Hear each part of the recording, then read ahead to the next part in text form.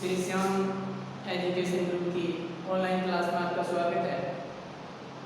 हम BSc BEd first year के noble gas वाले चैप्टर के बारे में पढ़ रहे हैं। इसके बारे में पढ़ रहे हैं बीएससी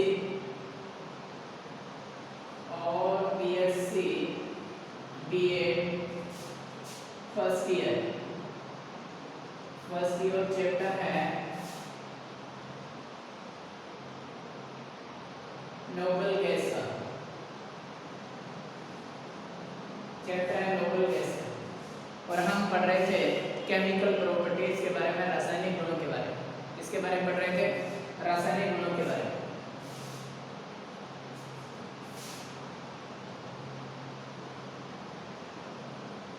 रासायनिक गुण के बारे में पढ़ रहे थे। क्ले थ्रेड यौगिक का निर्माण हमने कर लिया। क्ले थ्रेड यौगिक का निर्माण कर लिया। इसके आगे कंटिन्यू करते हैं। फिर हमने बात की थी कि जिनोन फ्लोर F के साथ विक्रिया करके जिनोन के फ्लोराइड बनते हैं। और वो कैसे बनते थे? ये जिनोन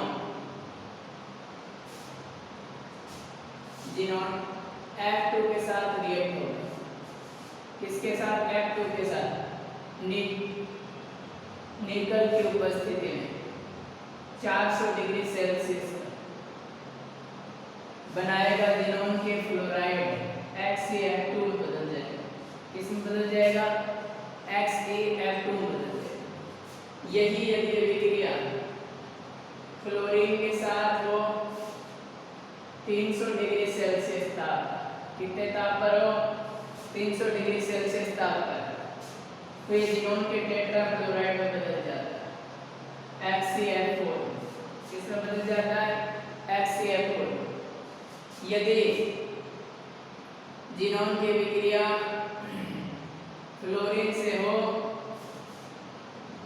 और ये 60 atm प्रेशर पर, 60 atm प्रेशर 300 डिग्री सेल्सियस ताप पर, कितने डिग्री सेल्सियस है?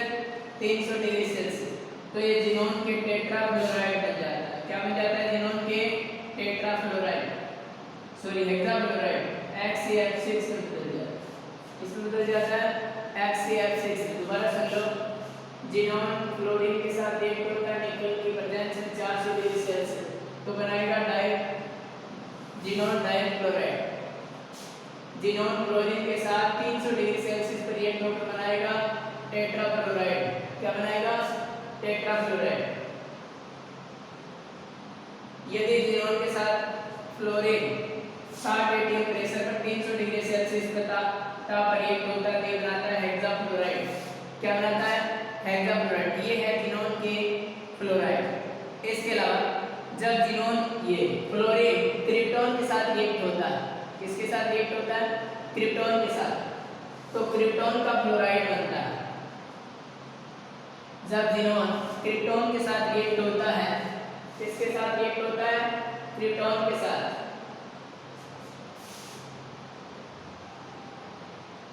जब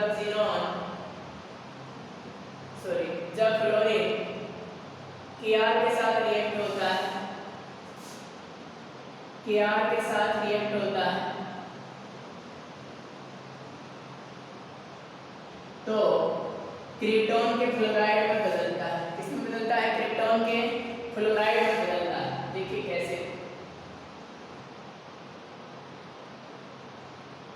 Kr+ F2 बनाएगा वैद्युत विसर्जन द्वारा।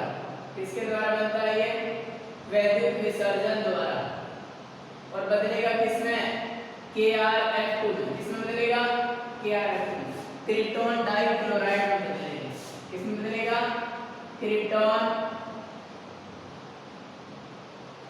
डाइफ्लोराइड में। क्रिप्टॉन डाइफ्लोराइड में बदलेगा। किसमें बदलेगा? Krypton difluoride. यदि डाइऑक्सीजन डाइफ्लोराइड के साथ रिएक्शन होगी जिनोन की, तो जिनोन का टेट्रा फ्लोराइड बनता है। किसकी रिएक्शन है? कम ताप पर जिनोन O2F2 के साथ रिएक्ट होता है। कंडीशन कौन सी है? कम ताप है, कम दाब पर, कम ताप पर, कम दाब पर जिनोन O2F2 के साथ, O2F2 के साथ रिएक्ट होता है तो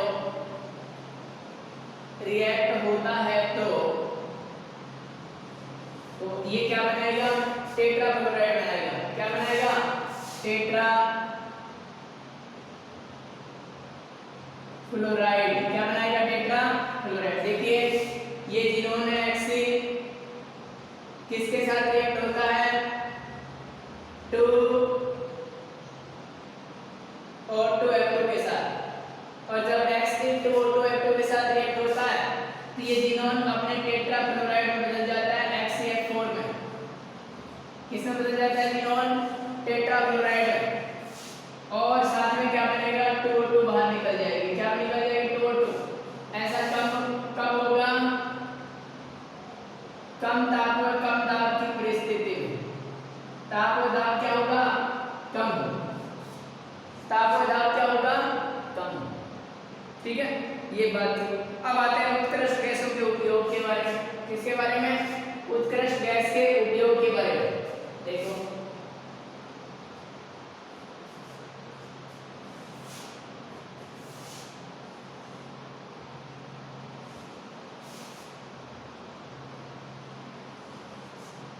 उत्कृष्ट गैस यानी नोबल गैस के उपयोग किसके? उत्कृष्ट गैस उपयोग में। इसको उपयोग कहाँ काम में लेते हैं? वेल्डिंग में काम में लेते हैं। कहाँ लेते हैं? वेल्डिंग। और कहाँ काम में लेते हैं उत्कृष्ट गैस को? और इसको बिजली के बल्ब में काम में लेते हैं। बल्ब में प्रयुक्त होती है। वेल्डिंग में काम में लेते हैं, बल्ब में प्रयुक्त होती है। इसके अलावा इसको और कहाँ काम में लेते हैं?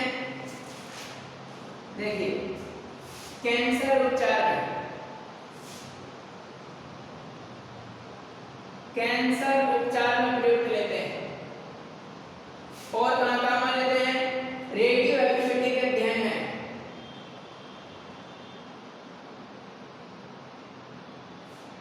रेडियो एक्टिविटी के अध्ययन में काम में लेते हैं। ये इसके उपयोग।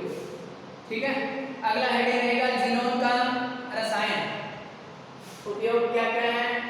वेल्डिंग में, बल्ब में, कैंसर उपचार में, रेडियो एक्टिविटी के अध्ययन में, रेडियो एक्टिविटी के अध्ययन में। ठीक है, अगला हेडिंग अपना रहेगा जिनोन का रसायन। ये थे इनके उपयोग। जिनोन का रसायन।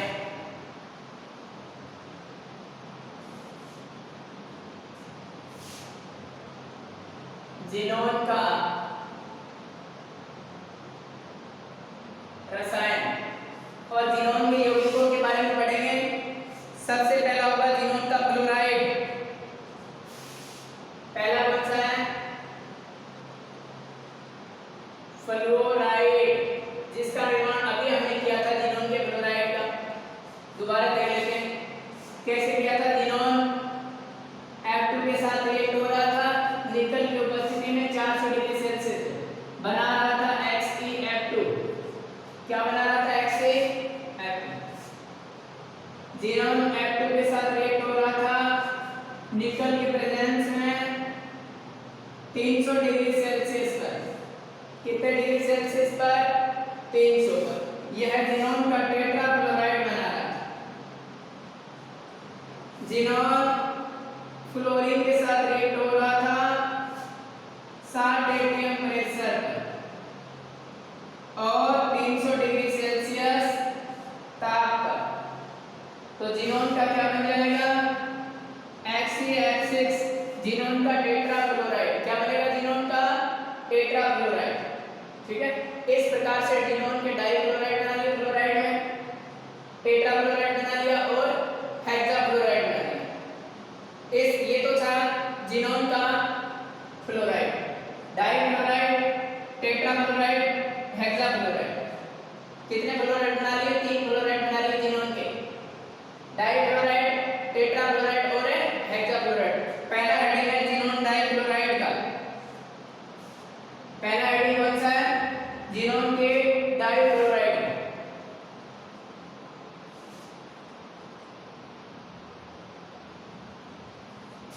हम जिनोन के फ्लोराइड के बारे में पढ़ रहे हैं और पहला था फ्लोराइड और उसमें पहला हेडिंग है जिनोन का डाइफ्लोराइड। और जिनोन के डाइफ्लोराइड में जिनोन के डाइफ्लोराइड का निर्माण तुमने कैसे किया था? जिनोन की अभिक्रिया फ्लोरीन के साथ करवाई थी। किसके साथ करवाई? फ्लोरीन के साथ। निकल की उपस्थिति में 400 डिग्री सेल्सियस ताप पर, निकल की उपस्थिति में 400 डिग्री सेल्सियस से ताप पर किस में बदल रहा था? HCl में जिनोन के डाइफ्लोराइड में बदल रहा। ये डाइफ्लोराइड का निर्माण हो गया। और इसके अलावा यदि सनलाइट के प्रेजेंस में जिनोन की F2 के साथ रिएक्शन सनलाइट की प्रेजेंस में करवा दें तो भी ये जिनोन के डाइफ्लोराइड में बदल जाता है, जिनोन के डाइफ्लोराइड में बदल जाता है। ठीक है। इसके अलावा इसके गुणों की बात की जाए तो कैसे गुण होते हैं? देखिए यह एक रंगहीन ठोस पदार्थ है। गुणों की बात की जाए तो रंगहीन ठोस पदार्थ। दूसरी बात, अत्यंत वाष्पशील प्रकृति का होगा। अत्यंत वाष्पशील प्रकृति का होता है। कैसी प्रकृति का होता है? वाष्पशील प्रकृति का होता है। हाइड्रोजन से क्रिया करके जिनोन मुक्त कर देता है। जिनोन के क्लोराइड के लिए हाइड्रोजन से रिएक्शन करवाऊंगा तो ये जिनोन को फ्री कर देंगे। देखो कैसे। जिनोन का डाइक्लोराइड हाइड्रोजन से रिएक्ट होकर, किससे रिएक्ट होकर? HCl2 हाइड्रोजन से रिएक्ट होकर जिनोन मुक्त करते हैं। क्या मुक्त कर देते हैं? Xenon. HCl2 plus H2, 2 hydrogen 2 F के साथ बाहर निकलेगा 2HF के रूप में। 2HF प्लस बाहर निकल गया जिनोन। तो जब जिनोन के डाइक्लोराइड को हाइड्रोजन के साथ रिएक्ट करवाते हैं तो यह जिनोन को फ्री कर देता है। ठीक उसी प्रकार जिनोन के डाइक्लोराइड की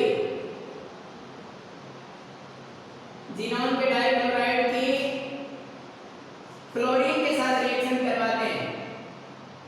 फ्लोरीन के साथ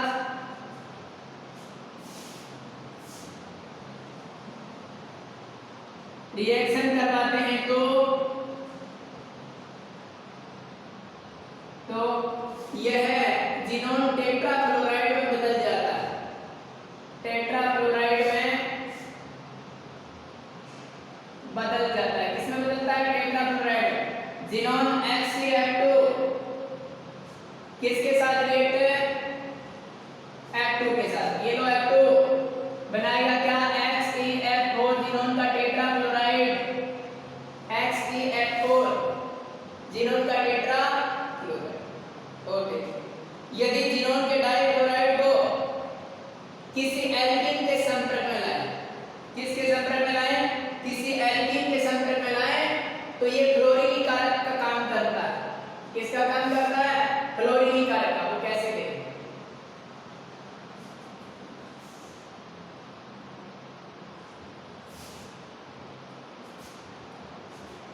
अगली बात, जो HCl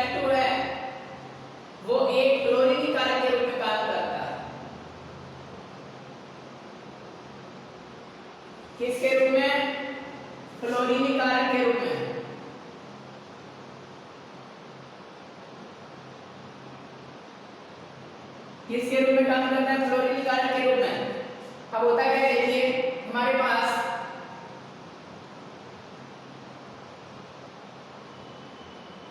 संतरण किससे करवाना है? HCl2 से। यहाँ का एक बॉन्ड टूट जाएगा, दोनों साइड में FF जुड़ जाएगा, जिनोन मुक्त हो जाएगा। बनेगा क्या? CH2 यहाँ से F जुड़ेगा और यहाँ इसके साथ भी क्या जुड़ेगा? F, और बाहर निकलेगा, मुक्त होगा जिनोन। जिनोन क्या हो जाएगा? मुक्त हो जाएगा। इसके अलावा यदि पोटेशियम आयोडाइड के साथ इसकी रिएक्शन करवाते हैं तो ये जिनोन को मुक्त कर देता है और आयोडीन को मुक्त कर देता है। यदि HCl2 की पोटेशियम आयोडाइड के साथ रिएक्शन करवा लें, किसके साथ करवाएं? पोटेशियम आयोडाइड के साथ है, तो ये आयोडीन को फ्री कर देता है। HCl2 की पोटेशियम आयोडाइड के साथ रिएक्शन करवाते हैं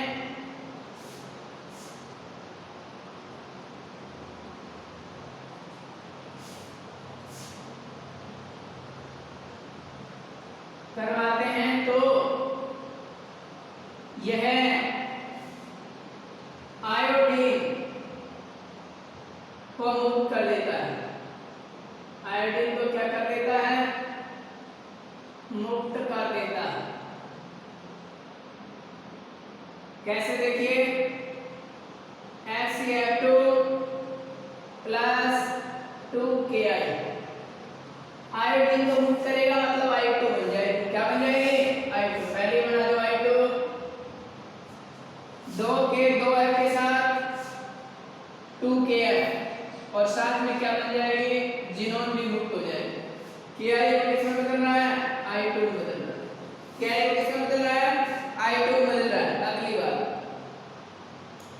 अम्लीय जल से अभिक्रिया करके ऑक्सीजन मुक्त करता है। किससे अभिक्रिया करके? अम्लीय जल से अभिक्रिया करता है, और ये क्या मुक्त करता है? ऑक्सीजन। देखिए कैसे, जब HCl2 की रिएक्शन करवाते हैं जल के साथ तो क्या बनता है? ये ऑक्सीजन को मुक्त करते हैं। अम्लीय जल के साथ इसकी रिएक्शन करवाएं HCl2 की, तो ये क्या मुक्त करते हैं? ये ऑक्सीजन मुक्त करते हैं। HCl2 अम्लीय जल के साथ रिएक्ट होकर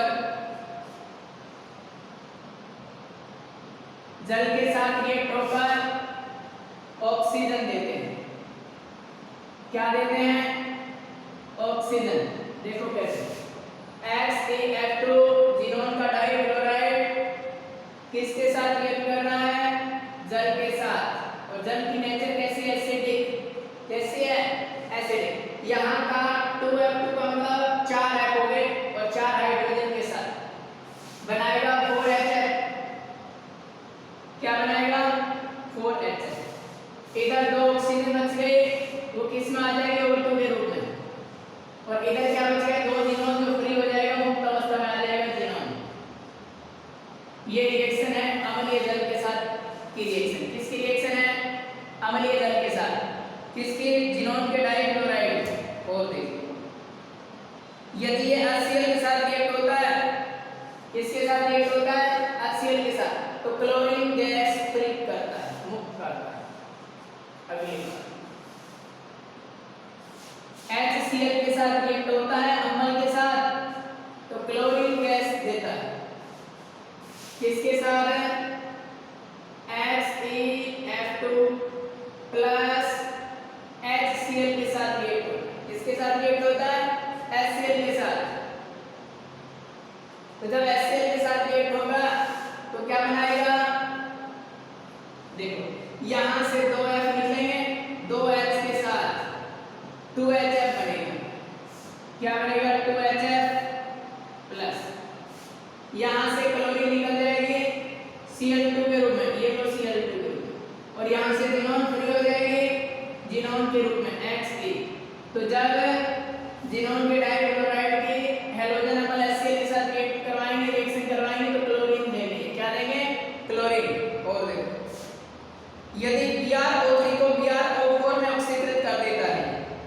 किसमें ऑक्सीकरण कर देता है? BrO4 में। देखो कैसे,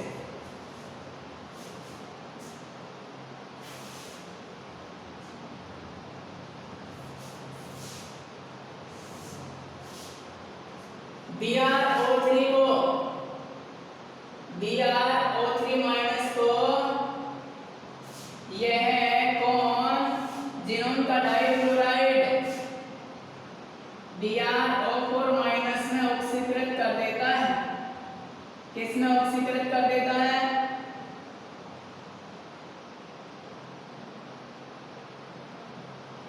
ऑक्सीकृत कर देता है। अब देखिए, जिनोन का डाइक्लोराइड HCl2 BrO3 को BrO4 में बदला है, तो BrO3 minus plus H2 plus H2। अब ये देखिए, जब BrO3 BrO4 में ऑक्सीकृत हो रहा है, पहले ऑक्सीकृत कर दो। BrO4 माइनस, यहाँ के ऑक्सीजन चलेगी इसके पास, 2 हाइड्रोजन बचे 2 F के साथ, 2HF में बदल जाएंगे। किसमें बदल जाएंगे? 2HF। और जिनोन क्या हो जाएगा? मुक्त हो जाएगा। जिनोन क्या हो जाएगा? मुक्त हो जाएगा। और देखिए, इसके अलावा जिनोन का जो डाइक्लोराइड है उसकी संरचना की बात आती है। जिनोन के डाइक्लोराइड की संरचना,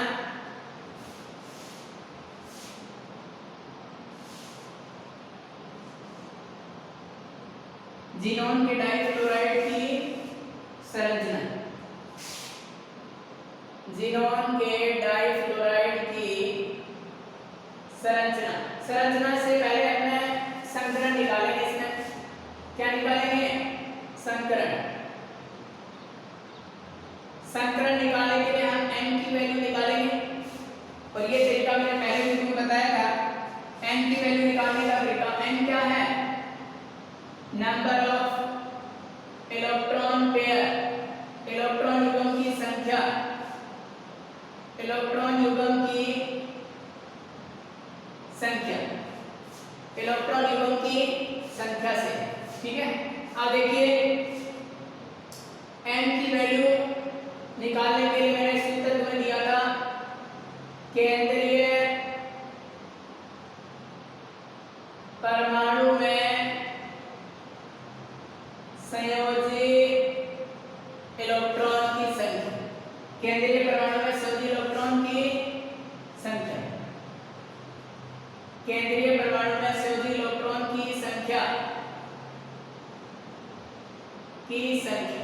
प्लस एकल संयोजी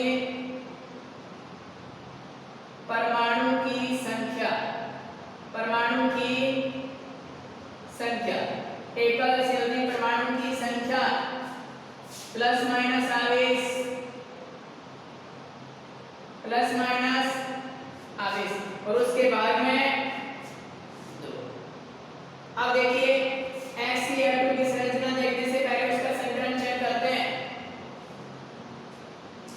जिनोन में संयोजी इलेक्ट्रॉन 8, तो केंद्रीय परमाणु में संयोजी इलेक्ट्रॉन की संख्या 8 प्लस एकल संयोजी 2 जुड़े हुए हैं, तो एकल संयोजी 2, 4 कुछ भी नहीं है तो 0, और 10 में 2 का भाग लगाया 5, और जब n की वैल्यू 5 होती है तो संकरण होता है sp3d। संकरण क्या होता है? जब n की वैल्यू 5, संकरण होता है sp3d, और जब n की वैल्यू 5 और सारे बॉन्ड पेयर हो, सारे बॉन्ड पेयर हो, तो संरचना कैसी रहती है?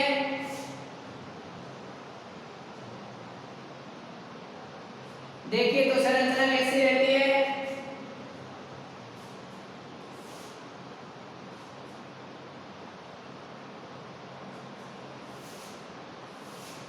सारे के सारे बॉन्ड पेयर हो तो संरचना ऐसी रहती है। 3 तो जुड़ेंगे निरक्षीय स्थिति पर। 3 कौन सी स्थिति होगी? निरक्षीय स्थिति।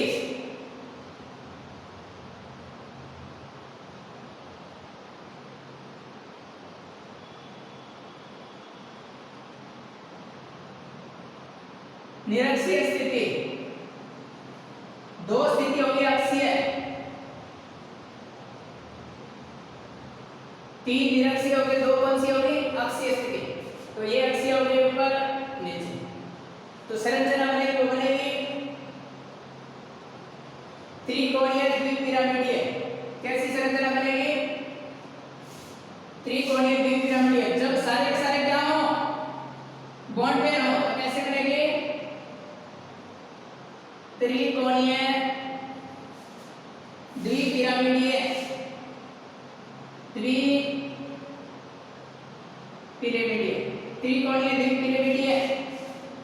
लेकिन जब बॉन्ड पेयर हो कम लोन पेयर भी हो तो संरचना चेंज हो जाएगी।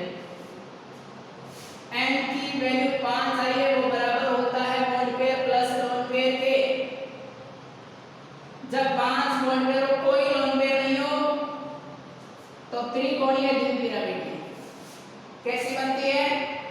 त्रिकोणीय द्विपिरामिडीय। जब बॉन्ड पेयर हो 4, m की वैल्यू 5,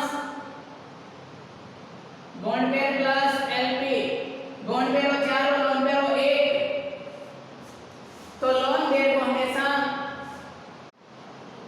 निरक्षीय स्थिति पर लगाया जाता है। कौन सी स्थिति पर लगाया जाता है? निरक्षीय स्थिति पर। तो यहाँ पे लोन पेयर को मान लिया होगा एक लोन पेयर है तो एक वाली साइड में ये रहा लोन पेयर, एक वाली साइड में लोन पेयर। जब एक वाली साइड में लोन पेयर लग गया तो लोन पेयर को ढक के देखेंगे आकृति बनेगी के शेप की। कैसी बनेगी? के शेप। और जिसको और नाम क्या देते हैं? शीशा। और जब बॉन्ड पेयर हो 3 और लोन पेयर हो 2 तो 2 वाली साइड में लोन पेयर लगेगा। कहां लगेगा? 2 वाली साइड में। तो ये पोजीशन सेम होगी वो यहां तो बॉन्ड पेयर वाला जुड़ जाएगा, लोन पेयर 2 वाली साइड में, ये लो एक, ये लो एक। लोन पेयर को ढक के देखेंगे टी शेप बनेगी। कौन सी बनेगी? T shape. जब हो बॉन्ड पेयर 2 और लोन पेयर हो 3 तो तीनों की तीनों निरक्षीय पोजीशन पर आ जाएंगे लोन पेयर और एक रेखीय संरचना बनेगी। कैसे बनेगी? रेखीय। रेखीय। अब इधर देखो, जब n की वैल्यू 5 आई है x के 2 में और पार्श्व कोण 2 जुड़े हैं अर्थात इसमें बॉन्ड पेयर कितने हैं? 2। जब बॉन्ड पेयर 2 है तो lp कितने बचे? 3। इसलिए x की 2 की आकृति कैसी रहेगी? रेखीय रहेगी। कैसी रहेगी? रेखीय। ठीक है। बॉन्ड पेयर 2 आगे लोन पेयर कितने रह गए? 3 रहे। तो x की 2 की आकृति रेखीय होगी। अब सुनो ध्यान से, n की वैल्यू टोटल 5 और पांचों के पांचों बॉन्ड पेयर त्रिकोणीय द्विपिरामिडीय। n की वैल्यू 5, संकरण sp3d, bond pair 4, lone pair 1, case है। कैसे बनेगी? केस है या शीशा बोलते हैं। जब बॉन्ड पेयर 3 हो लोन पेयर 2 हो कैसे